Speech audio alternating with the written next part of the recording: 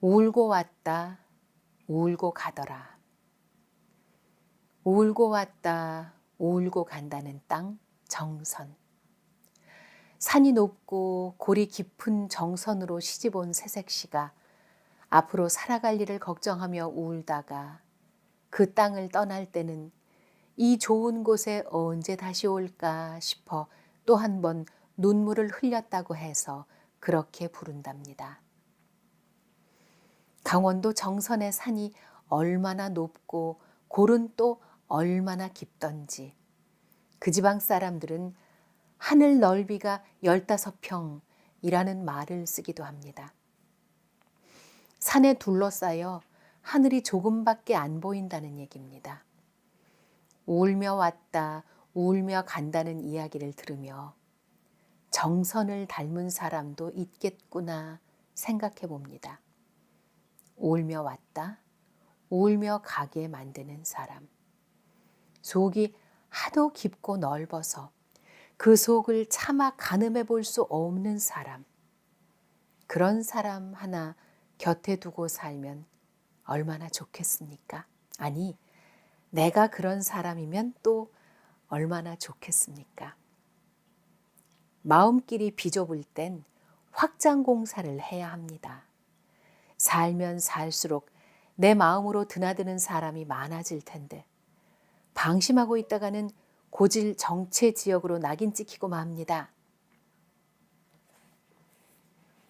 꿀벌이 왜 그러지? 어떤 사람이 부지런하기로 소문난 꿀벌들을 데리고 아프리카에 갔습니다. 첫 해에는 꿀을 아주 많이 모았지만 이듬해부터 꿀벌들은 전혀 꿀을 모으지 않았습니다. 왜냐하면 겨울이 없는 아프리카에서는 꿀을 모을 필요가 없었기 때문입니다.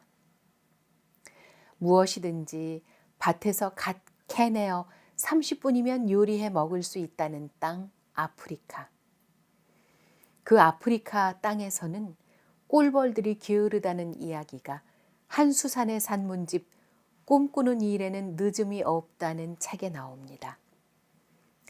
다시 말해서 1년 내내 꽃이 피는 아프리카에서는 꿀벌들이 바빠야 할 이유가 없다는 것입니다. 언제든 꽃이 지천이니 먹고 싶을 때 찾아 먹으면 그만. 살을 에는 추위가 이어지는 겨울이 없었다면 추위에 적응하는 법은 배우지 못했을 것이고 굳은 비 없이 늘 쨍쨍한 날들만 이어졌다면 비를 피하는 방법 같은 것도 굳이 찾아낼 이유가 없었을 것입니다. 극복해야 할 무엇이 있다는 것. 이것이야말로 나를 더욱 단단한 열매로 만들어준다는 사실. 게으름뱅이로 전락해버린 아프리카의 꿀벌들에게서 배웁니다. 부족하기 때문에 열심을 다하는 것입니다. 차고 넘치는 당신이었다면 지금처럼 멋진 사람은 되지 못했을 것입니다. 얕잡아 보더니만 사냥꾼과 사냥개에 쫓기다 나뭇가지에 뿔이 걸려 꼼짝도 못하게 된 사슴. 다리는 홀대하고 뿔만 자랑하고 다니다 이 꼴이 되었다고 후회하게 되었습니다. 모두가 주목하는 멋진 뿔을 가진 사슴에게 있어서 가늘고 볼품없는 두 다리는 늘 못마땅한 콤플렉스에 지나지 않았습니다.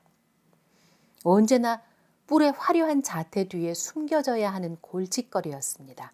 그런데 사냥꾼에게 쫓기는 신세가 되자 볼품없다고 못마땅해 하던 두 다리 덕분에 온 힘을 다해 뛸 수 있었으나 늘 자랑거리였던 그 멋진 뿔은 오히려 방해가 되었습니다. 아니, 그 뿔 때문에 위기에 처하고 말았습니다. 이솝이 남긴 우화 속에서 내 모습을 발견합니다. 콤플렉스라고 치부해버리던 나의 한 부분이 있습니다. 그러나 사실은 그것도 내가 사랑해야 할 나의 모습이었습니다.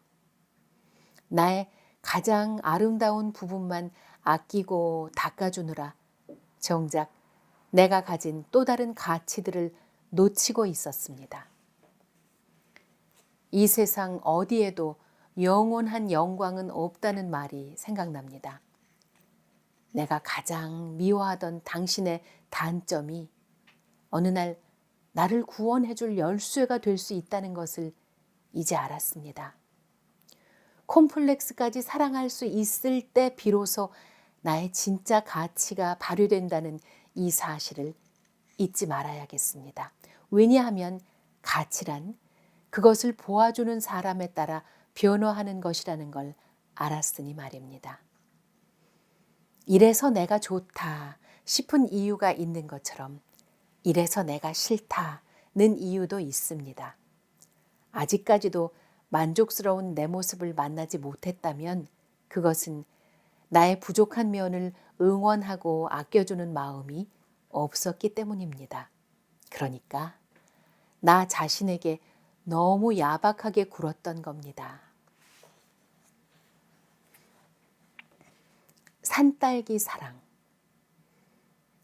걸으면서 분이는 동생 용복이가 냠냠 먹을 것을 생각합니다. 걸으면서 도리는 할아버지가 호물호물 잡수실 것을 생각합니다. 권정생의 산딸기라는 시에는 세 개의 아름다운 마음이 들어 있습니다. 산딸기를 따먹다가 칡잎에 한 움큼 따로 싸두는 마음 하나. 그것도 자신은 못난 것만 먹고 잘 익은 산딸기로만 골라 싸는 마음 둘. 그 맛있는 산딸기를 동생에게, 할아버지에게 먹게 할 생각으로 들떠있는 마음 셋. 분이와 도리의 마음이 하도 고와서 시를 읽는 내내 입안에 산딸기의 향긋한 과즙이 고이는 것만 같았습니다. 좋은 것만 주고 싶은 마음보다 더 깊은 사랑이 있을까? 산딸기처럼 달콤하게, 산딸기처럼 붉디 붉게 오늘 하루는 그렇게 좋은 것만 나누면서 채워보기로 합니다. 사랑이란 그런 것.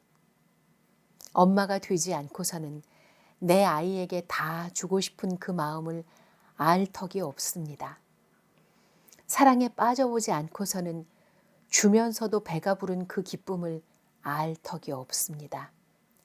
냠냠, 호물호물, 맛있고 달달한 그 마음을.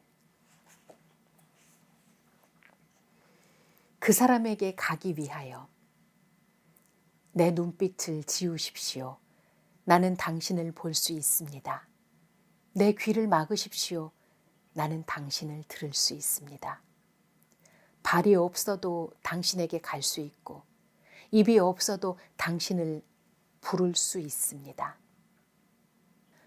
눈빛을 지워도 귀를 막아도 당신을 보고 들을 수 있다고 라이너 마리아 릴케는 한때의 연인이었던 루 살로메에게 이 시를 바쳤습니다. 시를 읽다가 문득 드는 생각은 우리가 간절히 원하는 사람의 모습도 그렇지 아니한가라는 겁니다. 말하지 않아도 마음을 읽어주는 사람, 대꾸해주지는 않아도 깊이 들어주는 사람, 부탁하지 않았어도 먼저 알아서 해주는 사람, 부탁할 때 그 부탁이 부끄럽지 않게 배려하는 사람, 내가 혹시 간절히 그리워하는 사람은 이런 사람이 아닐까? 네 마음을 다 안다 라고 공감해 주는 일, 그리고 내 마음을 알고 고개 끄덕여주는 진심보다 더 좋은 위로와 사랑이 있을까? 내게 그런 사람, 소중한 사람이 있는지 눈을 감고 억지로 떠올려 봅니다. 사람들은 대개 누군가가 말을 할 때 나는 무슨 말을 할까를 고민하느라 상대방의 말에 100% 귀 기울이지 못한다고 합니다. 앨런 애펄의 얘야 사는 건 이런 거란다 라는 작품집에 담겨 있는 말입니다. 싸울 상대가 필요해. 섬나라 영국 사람들은 생선을 좋아합니다. 그 중에서도 특히 청어를 좋아합니다. 그런데 문제는 북해에서 잡은 청어가 배에 실린 채 육지에 도착할 즈음이면 한 마리도 남김없이 모두 죽어 있어 싱싱한 청어를 맛볼 수 없다는 사실이었습니다. 북해에서 런던까지 살아있는 싱싱한 청어를 운반해 올 수만 있다면 얼마나 좋을까. 영국의 상인들은 모두 다 같은 고민에 빠졌습니다. 그런데 어느 날부터인가 한 상인이 펄펄 살아 뛰는 청어를 싣고 와서 그야말로 큰 돈을 벌기 시작했습니다. 하지만 아무도 그가 어떻게 청어를 산채로 운반하고 있는지 알지 못했습니다. 워낙 큰 돈이 걸려있는 문제라 섣불리 물을 수도 없었습니다. 그런데 한 남자가 용기를 냈습니다. 조심스럽게 다가가 그 비법을 물었습니다. 그러자 상인은 대수롭지 않다는 듯 심드렁하게 말했습니다. 그거야 청어를 물탱크 안에 담아오면 되지요. 우리도 다 물탱크에 담아옵니다만 늘 죽어 있거든요. 물탱크 안에 청어를 넣을 때 숭어도 몇 마리 같이 넣으세요. 그럼 숭어가 물탱크 안에 들어가자마자 청어를 잡아먹으려고 달려들 겁니다. 청어는 당연히 살기 위해서 필사적으로 도망을 다닐 게 아닙니까? 그러는 사이 런던에 도착하는 겁니다. 아, 그렇군요. 그런 비법이 숨어 있었군요. 생존의 법칙을 제대로 파악하고 청어 무리 속에 보다 강한 힘을 지닌 숭어를 풀어놓았던 상인의 지혜라니. 이 이야기는 삶을 보다 더 활기차게 유지시키는 방법 중에 하나가 바로 적당한 긴장감이라는 것을 깨우치게 합니다. 싸울 상대가 있어야 비로소 살아갈 의욕도 커진다는 의미입니다. 이 세상에는 두 가지 종류의 라이벌이 있습니다. 싸우면서 적이 되는 라이벌과 싸우면서 벗이 되는 라이벌. 어쨌든 인생에 적수 하나쯤 두고 살 수밖에 없다면 쿨하게 인정하고 함께 가기로 합니다. 속아 넘어가는 즐거움. 이 멋진 곳에 꼭 가보고 싶다는 생각이 들게 하는 사진이 있습니다. 그러나 막상 그곳에 가보면 속은 기분입니다. 이유는 언제나 가장 멋진 부분만을 골라 찍는 사진의 특성 때문입니다. 사진으로 보았을 때는 꼭 한번 가보고 싶을 만큼 근사했으나 정작 가보면 그만큼 근사하지는 못한 장소들이 적지 않습니다. 어느 사진작가는 그 이유를 멋있는 부분만 골라 찍기 때문이라고 설명합니다. 보기 싫은 곳, 눈에 거슬리는 곳이 있으면 화면에서 살짝 빼버리거나 보이지 않는 각도에서 찍게 되는 것이 사진을 찍는 사람의 습성이라고. 아무리 훌륭한 풍경이라고 해도 흠잡을 데가 없는 것은 아닙니다. 아무리 뛰어난 사람이라고 해도 단점이 없을 수는 없는 것처럼 말입니다. 바꾸어 말하면 어느 한 구석도 잘난 데가 없는 사람 같아 보여도 누가 보아주는가에 따라 부럽거나 혹은 아름다운 모습일 수 있다는 뜻도 됩니다. 적어도 그 사람의 고운 면을 봐줄 수 있는 마음의 앵글만 있다면 얼마든지 가능한 일인 것입니다. 가끔은 속아 넘어가는 것도 즐거운 일입니다. 내가 좋아하는 부분만 골라서 마음에 담고 눈에 담으며 와 정말 대단한 걸 이라고 감탄해 보는 것도 나를 위해 좋은 일입니다. 좋다, 좋다 주문을 걸었더니 정말 좋은 것 같았습니다. 어제와 하나 다를 것 없는 밍밍한 오늘에게 깜빡 속게 되었습니다. 그런데 정말 신기한 것은 자꾸 기분 좋게 속아주다 보니 정말로 좋아지더라는 거, 이것이었습니다. 숙제. 숙제는 정규 수업 시간 외에 집에서 학습시키기 위해 교사가 내주는 과제입니다. 숙제는 수업에서 새롭게 얻은 지식이나 기능을 실제로 응용하고 그 의의를 느끼는 일이며, 새롭게 이해한 원리나 방법을 반복 또는 연습하여 충분히 몸에 익히는 일입니다. 학창 시절에 가장 빈번하게 듣고 또 자주 썼던 말이 예습과 복습 그리고 숙제였습니다. 어떻게 보면 숙제란 예습과 복습 안에 포함되는 일종의 함수 관계 같은 것이었습니다. 숙제에 충실하면 저절로 예습과 복습이 되었으니까 오늘 받은 수업과 내일 받게 될 수업 사이를 보다 튼튼하게 연결시켜주는 고리 같은 것이었으니까. 그런데 어른이 되고 보니 그 숙제의 범위가 한결 더 넓어졌습니다. 숙제라는 말의 사전적인 의미 속에는 쉬 풀리지 않아서 두고두고 생각하거나 해결해야 할 어떤 문제를 일컫는 뜻도 포함되어 있기 때문입니다.